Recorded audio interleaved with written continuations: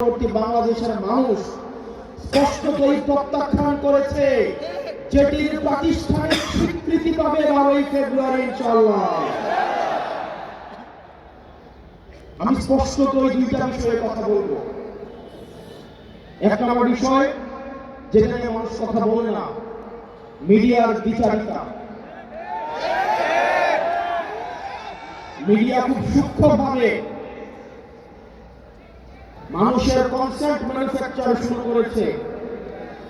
আপনি দেখবেন, বিশেষ করে যেসব মিডিয়া জুলাইয়ে দৌড়ানির উপরে ছিল, সময় টেলিভিশন, 71 টেলিভিশন, বিবিসি, তারা বিএনপির ঠিকাদারি নিয়েছে। অথচ গত 17 বছর ধরে এই টেলিভিশনগুলাই টকশোতে, নিউজে তারেক জিয়াকে দেশদ্রোহী বানানোর চেষ্টা করেছেন। বিএনপি আজকে তাদের কোলে উঠে বসেছে। বিএনপি বিশ্বাস করেন, কিছুদিনের মধ্যেই এই মিডিয়াগুলো আপনাদের পেটে এবং পিঠে ছুরি মারার জন্য রেডি হয়ে গিয়েছে। সময় টেলিভিশন, 71 এবং বিবিসি, এই মিডিয়াতে যারা কাজ করেন তারা আমাদের কাছে এসে বলেন, আমরা যদি একটা নিউজ ছাপাইতে যাই, সেখানে হেড অফ নিউজ এবং সেখানে যিনি চিফ থাকেন সেই নিউজ উনি প্রত্যাখ্যান করে দেয়। সাংবাদিকরা এসে আমাদেরকে দুঃখ দুর্দশার কথা বলে। আমাদের কাম 71-এর মালিক গত 17 বছর ধরে গুপ্ত এবং শিবির জামাতের পরিচয়ে জামাত শিবিরের নেতা কর্মীদের হত্যা করার বৈধতা উৎপাদন করেছে। অত্যন্ত পরিতাপের বিষয়, 71 টিভির মালিক এখন তারেক জিয়ার অন্তরঙ্গ বন্ধুতে পরিণত হয়েছে।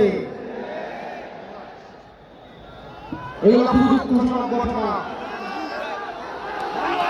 ইনশাআল্লাহ আগামী যে বিপ্লব হবে, এই চূড়ান্ত বিপ্লব হবে জাল মিডিয়ার বিরুদ্ধে।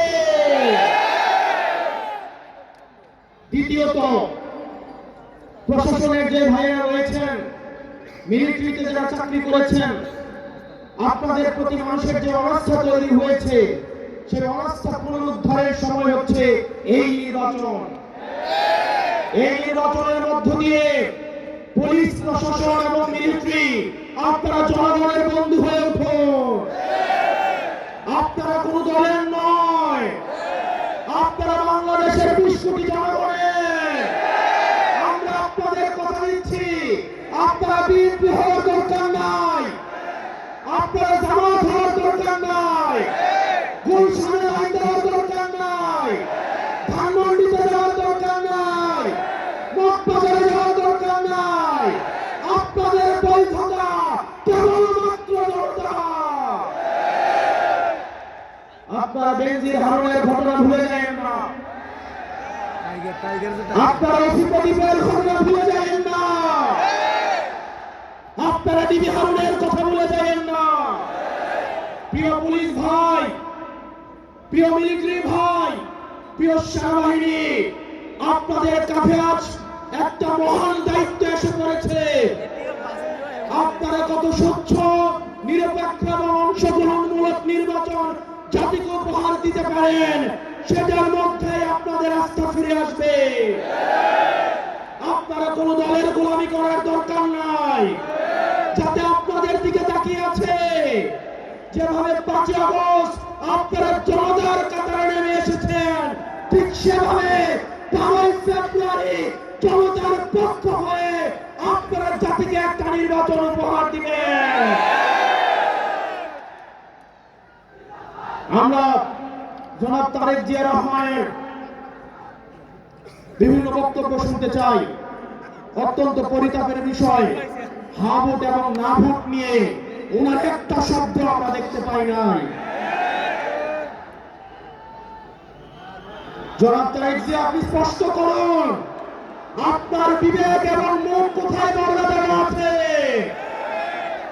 গত দীর্ঘ 17 বছর বিএনপি জামাতের অসংখ্য নেতা কর্মী গুম হয়েছে, খুন হয়েছে এই রাষ্ট্র ব্যবস্থা সংস্কারের জন্য। আজকে যখন রাষ্ট্র ব্যবস্থা সংস্কারের সুবর্ণ সুযোগ তৈরি হয়েছে, অত্যন্ত পরিতাপের বিষয়, কিছুদিন হয়তো পরে আমরা শুনতে পাবো হাসিনা ছাড়া ফ্যাসিবাদ ব্যবস্থার সবকিছুই আপনারা রেখে দেন। শুধু এই কথাটা হয়তো লজ্জায় তারা বলতে পারছে না। হাসিনা ব্যবস্থার বিচার ব্যবস্থা ভালো, হাসিনার পুলিশ ভালো, হাসিনার প্রশাসন ভালো, কেবলমাত্র হাসিনাই ভালো না। আজকে আপনারা হাসিনার সবকিছুকে টিকিয়ে রাখতে চাচ্ছেন। এই তরুণ প্রজন্মের কাঠগড়ায় আপনাদেরকে দাঁড়াতে হবে। অসংখ্য লক্ষ তরুণ প্রজন্ম যারা প্রধানমন্ত্রী হইতে আসে নাই,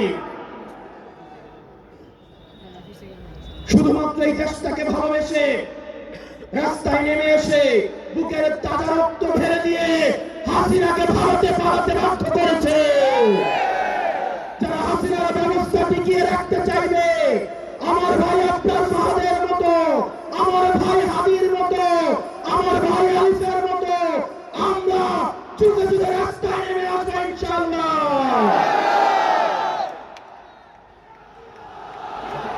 বাংলাদেশ স্পষ্টতই দুই ভাগে বিভক্ত।